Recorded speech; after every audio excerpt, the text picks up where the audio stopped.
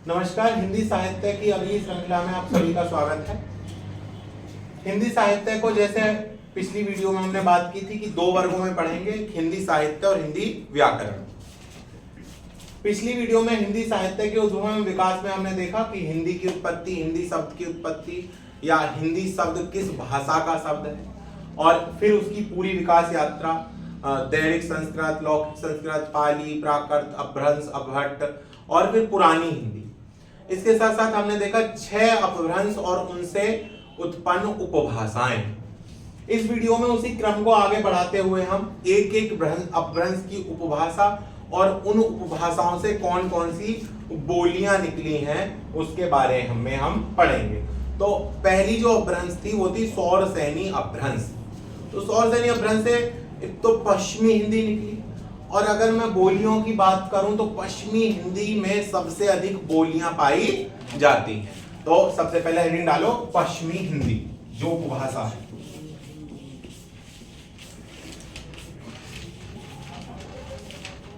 देखिए उसी वीडियो का अगला चरण है। पिछली वीडियो को पहले आप देखिएगा तभी ये समझ में आएगी। पिछली वीडियो में इससे पिछली वाली अपभ्रंश और उनसे कौन कौन सी उपभाषाएं निकली है उसके बारे में समझाया। इस वीडियो में उपभाषाओं से कौन कौन सी बोलियां निकली हैं उसके बारे में समझाया। तो पश्चिमी हिंदी से कौन कौन सी बोलियां निकली, तो पश्चिमी हिंदी से पहले कौन निकली? ब्रज भाषा। बहुत बढ़िया, ब्रज भाषा। देखिए एक बात बता दूं कि ब्रज जो है वो बोली है, लेकिन नाम के पीछे क्या लिखा हुआ है? भाषा।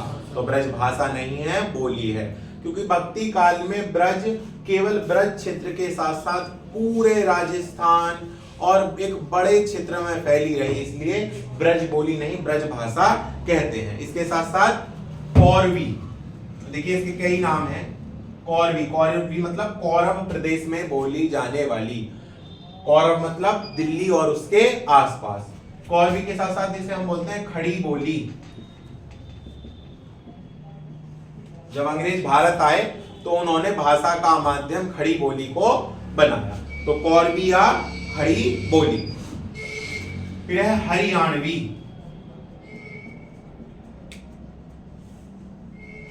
जो हरियाणा में बोली जाती है। इसके बाद है कन्नौजी।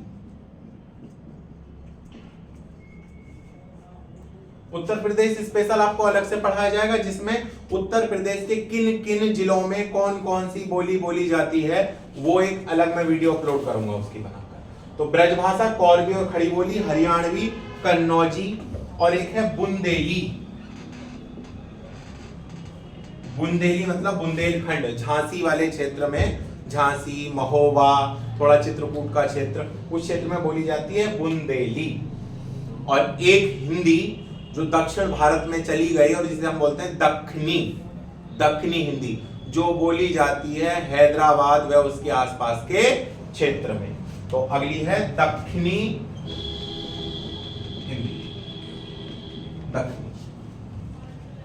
तो पश्चिमी हिंदी से कौन कौन सी बोली निकली? ब्रजभाषा, कौरवी या खड़ी बोली, हरियाणवी, कन्नौजी, बुंदेली और दक्षिणी। तो सबसे ज्यादा समृद्ध बोलियां किस परंपरा में है? पश्चिमी हिंदी उपभाषा की परंपरा में। और ये किससे निकली है? सौरसेनी अपभ्रंश से।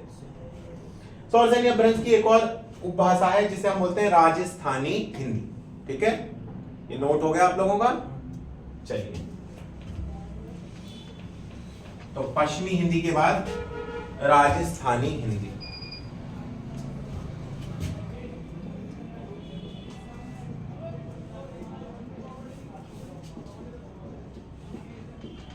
राजस्थानी हिंदी में एक मारवाड़ क्षेत्र की मारवाड़ी। तो राजस्थानी हिंदी में सबसे पहले कौन सी आएगी? मारवाड़ी। फिर दूसरी है मेवाती, जो हरियाणा और राजस्थान का क्षेत्र है, मेवाती। तीसरी है मालवी, और चौथी है जयपुरी, जिसका दूसरा नाम पूछा गया था ढूंढानी। जयपुरी या ढूंढानी। प्रश्न सुन लीजिए कैसे बने थे। इस साल भी प्रश्न बने हैं और नोट्स से ही आए हैं। भाषा और बोलियों से मैंने कहा था प्रश्न जरूर बनेगा और इस साल के पेपर में बने थे प्रश्न। देखिए प्रश्न कैसे पूछ सकते हैं, या तो पूछ सकते हैं राजस्थानी हिंदी किस अपभ्रंश से निकली है, तो सौर सैन्य अपभ्रंश से। या क्वेश्चन आ सकता है मारवाड़ी या मेवाती बोली किस उपभाषा से है, तो राजस्थानी हिंदी से। या ऐसे पूछ सकते हैं कन्नौजी किस उपभाषा की बोली है, पश्चिमी हिंदी। या ऐसे पूछ ले कन्नौजी किस अपभ्रंश से निकली है, सौर सैन्य अपभ्रंश से। एक चरण पीछे चरण। तो कैसे भी पूछे आप कंफ्यूज मत होइएगा, बार बार कह रहा हूं, इससे पहले वाली वीडियो में इससे पहले का खंड है, पहले उसे देखिएगा फिर इसको देखिएगा, तब कॉन्सेप्ट बिल्कुल साफ हो जाएगा। अगली देख लेते हैं बिहारी हिंदी।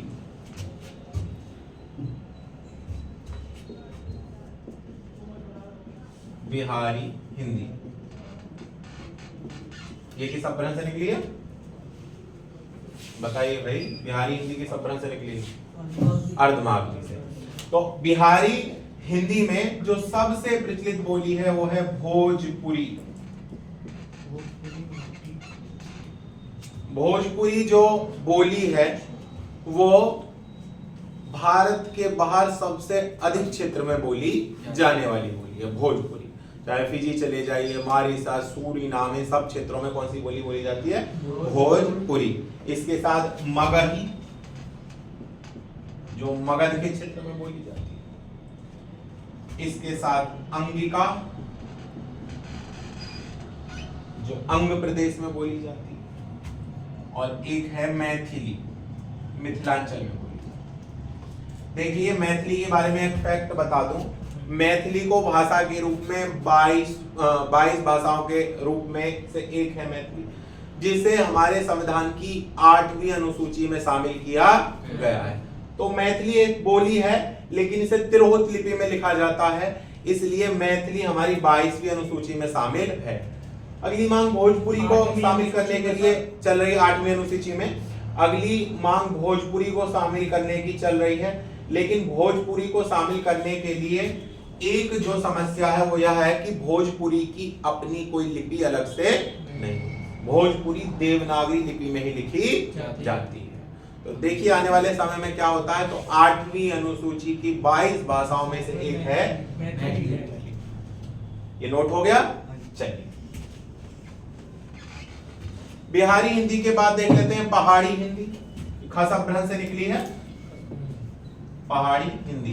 कौन सा नंबर है ये, 4th। पहाड़ी हिंदी से 2 भाषाएं निकली, जो क्षेत्र के नाम से गढ़वाल क्षेत्र में गढ़वाली बोली जाती है और कुमाऊं क्षेत्र में कुमाऊनी बोली जाती है। तो कुमाऊनी और गढ़वाली।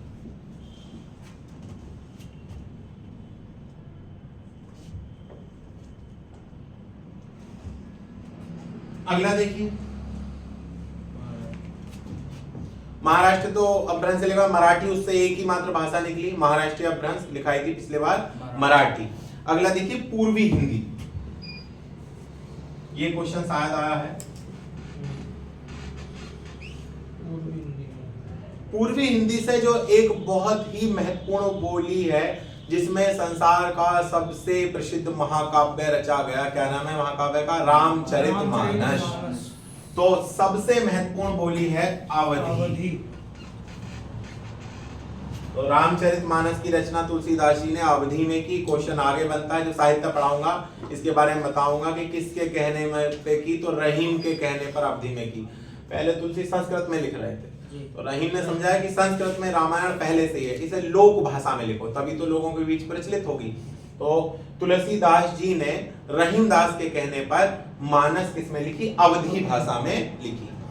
अवधी के साथ साथ बघेली, बघेलखंड का पठार, और तीसरी है छत्तीसगढ़ी।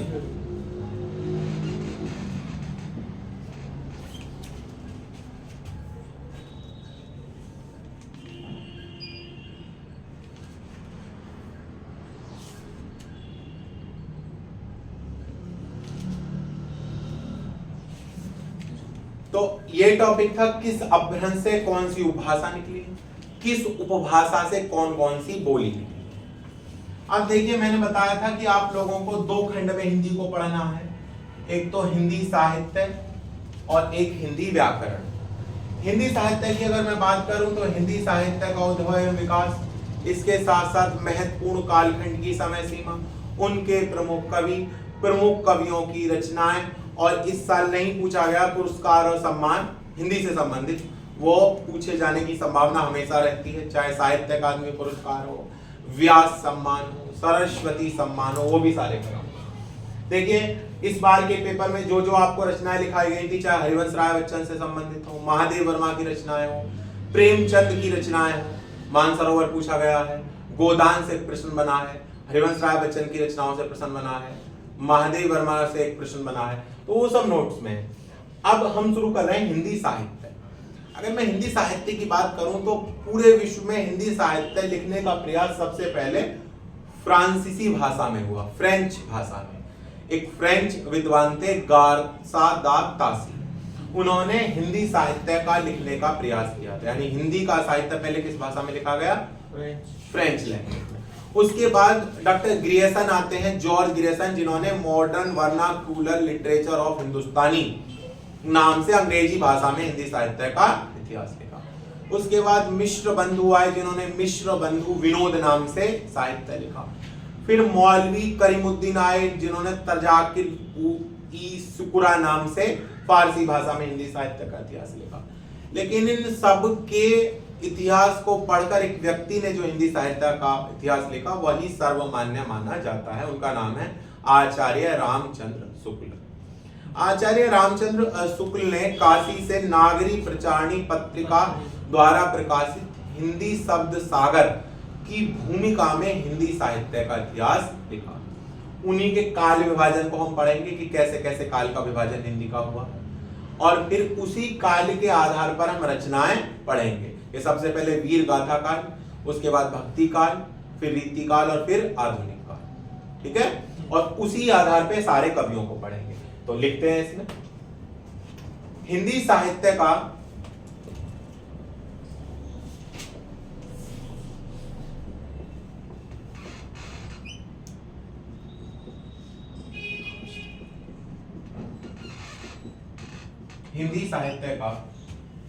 पहला इतिहास फ्रेंच भाषा में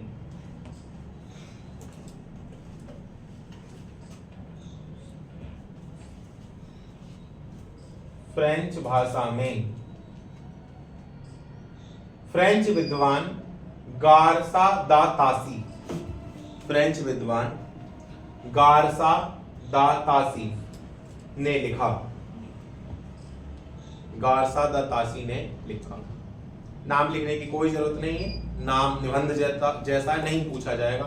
इस्तवार दे ला लिटरेचर हिंदुस्तानी, फ्रेंच का हिंदी रूपांतरण है। नाम मत लिखिए, नहीं पूछा जाएगा।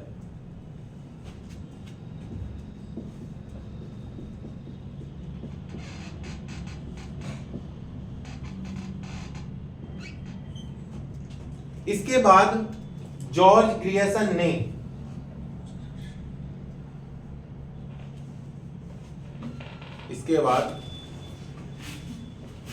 ग्रियर्सन ने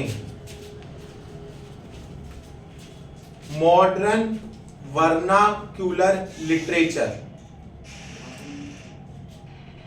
ऑफ हिंदुस्तान, ये भी नहीं पूछा जाएगा नाम, मन है तो लिख सकते हैं, modern vernacular literature of Hindustan के नाम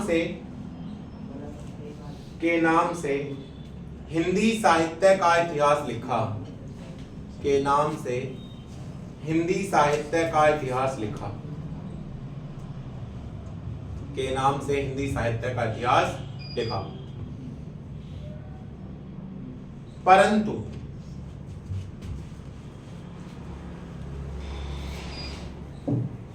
आचार्य रामचंद्र शुक्ल ने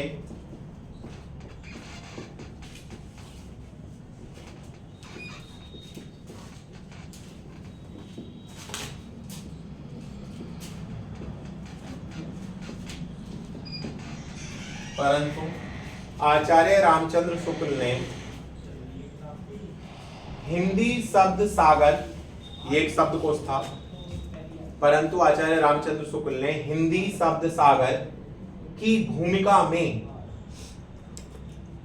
परंतु आचार्य रामचंद्र शुक्ल ने हिंदी शब्द सागर की भूमिका में हिंदी साहित्य का इतिहास लिखा, हिंदी साहित्य का इतिहास लिखा।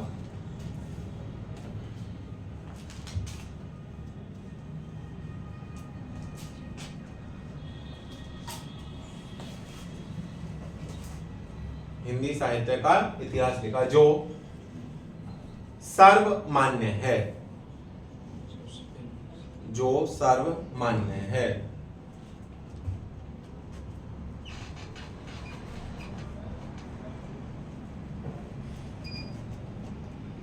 अब देखिए आचार्य रामचंद्र शुक्ल ने काल विभाजन कैसे कैसे किए। तो सबसे पहले काल को नाम तो उन्होंने और दिए थे, लेकिन जो नाम चल रहे हैं मैं वही नाम लिखूंगा। सबसे पहला नाम था वीर गाथा काल। तो हिंदी साहित्य के पहले काल को उन्होंने वीर गाथा काल कहा, क्योंकि इस समय में वीरता से भरे हुई रासो काव्य में लिखाऊंगा। क्वेश्चन पूछे जाते हैं पृथ्वीराज रासो चंद्रवरदाई द्वारा लिखित है, तो रासो साहित्य इस काल में। तो वीर गाथा काल इन्होंने संवत में विभाजन किया है। संवत 1050 से 1375 तक। तो पहला काल वीर गाथा काल, संवत 1050 से 1375 तक। वीर गाथा काल के बाद आता है भक्ति काल। भक्ति काल को हिंदी साहित्य का या हिंदी भाषा का स्वर्ण काल कहा जाता है। डॉक्टर गिरियसन ने इसे स्वर्ण काल कहा था, the golden period of Hindi literature. भक्ति काल का समय है संवत 1375 से 1700 तक। आदिकाल को वीर गाथा काल बोलते हैं। हाँ, आदिकाल को वीर गाथा काल है, नाम अलग अलग है। जब मैं एक एक काल कराऊंगा किस किसने क्या क्या नाम दिया वो भी मैं आपको बताऊंगा। आदिकाल किसने कहा, वीर गाथा काल किसने कहा, बीज बपन काल किसने कहा, सिद्ध सामंत काल किसने कहा। एक टेबल बनवा दूंगा जिसमें बहुत सारे नाम होंगे कि भाई वीर गाथा काल या आदिकाल किस किसने कहा है। ये बीसी चल रहा है ना सर? संवत चल रहा है। संवत मतलब 57। सन में 57 प्लस करने से क्या आ जाता है? संवत। 57 साल बड़ा है सन से, क्या? संवत। और अगर सन पूछे तो 57 घटा दें। तीसरा है रीति काल।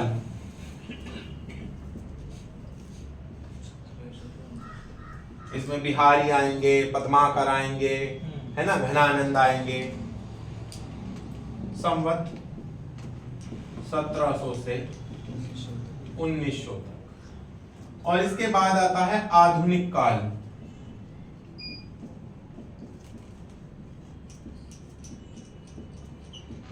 संवत 1900 से वर्तमान तक जो चल रहा है।